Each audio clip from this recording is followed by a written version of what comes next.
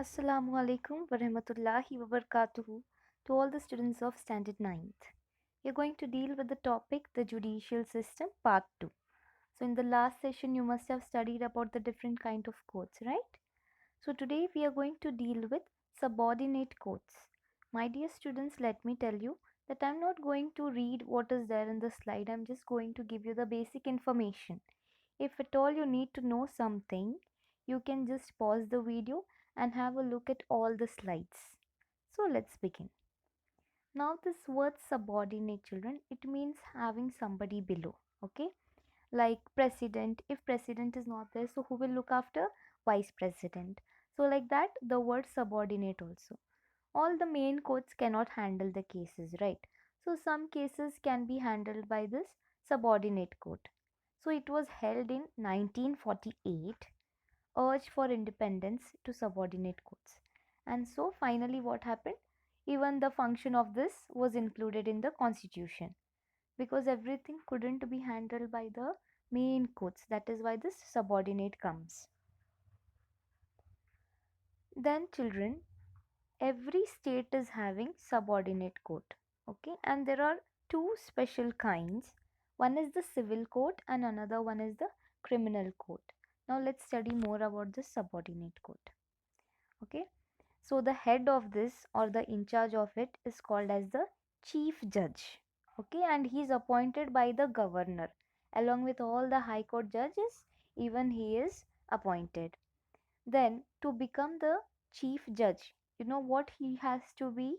First thing, he should work as a advocate for 7 years in any court of the state. Any court he can work, but he must have an experience of 7 years. Now he's the head. With him some more judges have to be there, no? So the other judges which are there, they will be selected through competitive exams. Now I'll give you one basic example. In a school there is one principal, so he's the head, and there are many teachers.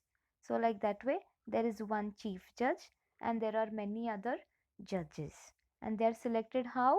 Through competitive exams. Now we'll study about civil courts. So what the civil court does is nothing but they just handle the cases of property, about land, about money transaction if there is any problem, marriage cases, divorce cases, and other all simple things will be under this civil court. Okay, and civil court is a part of subordinate courts.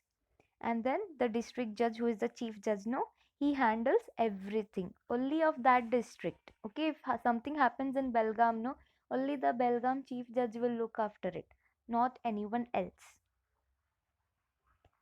Then coming to the courts which are under the subordinate courts, one is court of subordinate judges, then additional subordinate judge, then court of munsifs and court of additional munsifs. So all these come under the district court. Now, criminal court. So, you know, criminal means something very bad, no? Some criminal act. Okay, so this had come into existence on 1st April 1974. And the other name for this is called as district magistrate courts. Okay, and they function under high court. It is criminal court, no children, so it has to handle something. So, the high court looks after it. Okay, and once again the district judge only is performing as a main judge here. All right, now what are the things it handles? They look after murder, robbery, and dacoity. And this court is having the right to give death sentence, बोलते ना फांसी पे चढ़ाना, like that. And also life imprisonment sentence means what? They say no, till his death he will be in jail. So they won't kill him, they will just punish him that lifelong he has to be in the jail. Then simply they just cannot tell, kill him, put him in the jail. They have to first take the permission of high court. If the high court says yes you can do it, only then these two things can be done. All right, so now let's see some other functions. Chief Magistrate Court. This court does not have any power. So this is also criminal court only, but the name here is Chief Magistrate Court. So what it does, they do not have any power to give death sentence or life imprisonment. But what they do is they can give a punishment for 7 years. Then another is called as the first grade magistrate court. They also have great power, but their punishment is only for 3 years, or they can pay 5000 rupees fine, or if the case is very bad, they have to do both the things, be in the jail for 3 years and also pay the fine. Next one is called as the second grade magistrate court. Here also the difference is what? Punishment is of 2 years and fine they have to give 1000 rupees. Otherwise they have to do both, be in the jail and also pay the fine. Then comes the third grade. Here the punishment is only 1 month. That means 1 month jail mein rehna, and the fine is only 50 rupees. Otherwise they have to do both, be in the jail and give 50. Now children, we exactly don't know that whether they'll take only 50 or 100. They can take any amount they want. Alright. But here, as per constitution, this is mentioned that this much only should be the fine. Both district and session courts are one and the same, when the same judge passing judgment in both. So only there is one head and he looks after all the small courts. Alright. Now comes revenue court. The word revenue, my dear children, you must have studied in history and all, no? In the olden days, kings used to take the revenue and everything. So it is all about tax, children, paying amount. Okay. So the revenue courts look after the land records, land tax. Sometimes people go to purchase land, know that we want to build a house here, we want to construct school here. So like that way, all the land matters no comes under this revenue court.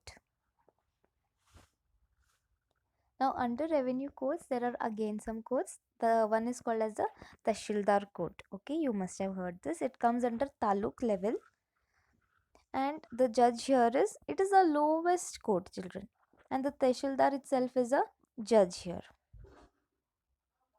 Then another one is district subdivisional officers court. So here a commissioner will look after this court, and all the decision and judgment of Tahsil court is looked after them.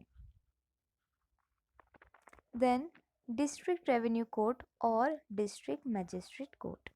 It is there in all the district. What is the work here? What is happening in other two courts now? Even they look after that.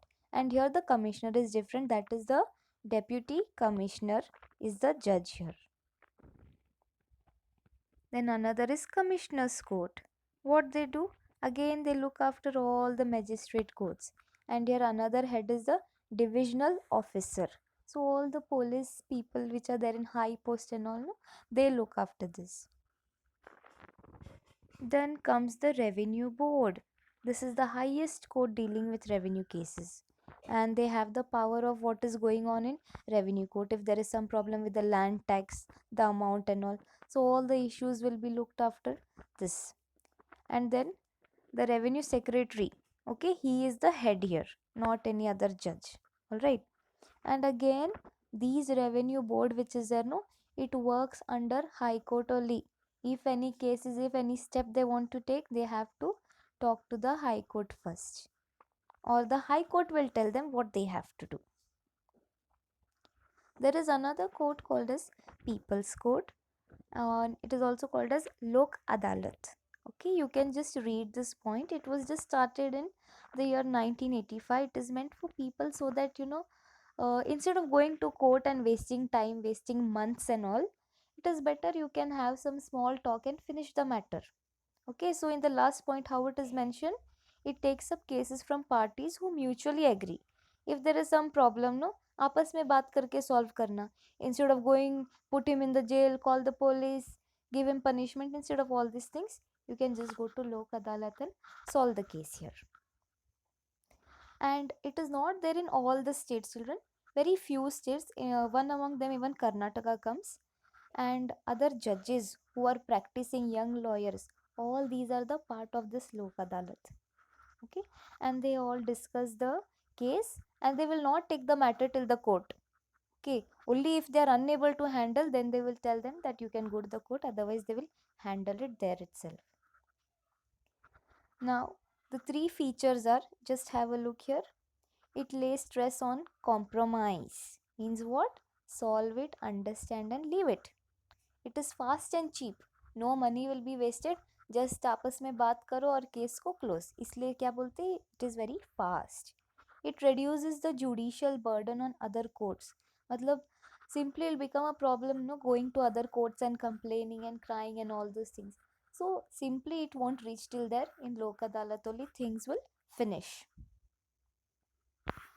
What kind of cases they take, you know? Vehicle accident, land possession, banking, marriage and alimony, labor problem, all these things come under Lok Adalat. Okay, and they're established under district law authority. Simply you cannot create it. It is made under permissions and everything. All right. See, in vehicle accident also sometimes what happens, they are like, we'll call the police, will take you to the jail, you hit my vehicle, all these things they do, right? So simply if you just pay 500 rupees and talk to each other and forgive, then the case will be closed. Simply becoming a big issue, Lok Adalat will help you here. So the judgment is given in Lok Adalat, it will be final and binding and they talk to both the parties. यहाँ से भी हाँ है, वहाँ से भी हाँ है, तो case close होता है. If one person is saying yes, another no, then again it's an issue. Okay, and simply you cannot file any case here. And then the judgment is same like what happens in other court. One man will be there who will handle it just like other courts. So that's the end, my dear students. Thank you so much. Hope you have understood everything what I've said. Once again I say, if anything else you want to know, you can just pause and watch all the slide once again. Thank you.